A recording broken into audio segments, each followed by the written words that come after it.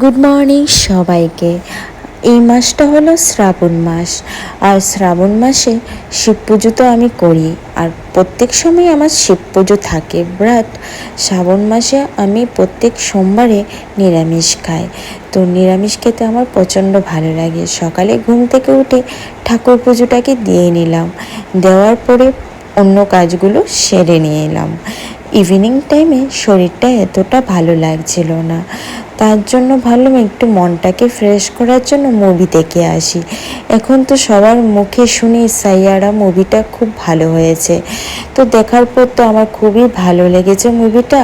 আর স্টোরিটা তো আমার খুবই দারুণ লেগেছে, কারণ একজন রিলেশনশিপে কতটা স্ট্রাগল করতে হয় সেটা আমিও জানি, তোমরাও যারা যারা লাভ ম্যারেজ করেছো তোমরাও জানো যে কতটা স্ট্রাগল করতে হয়। Tata, bye bye.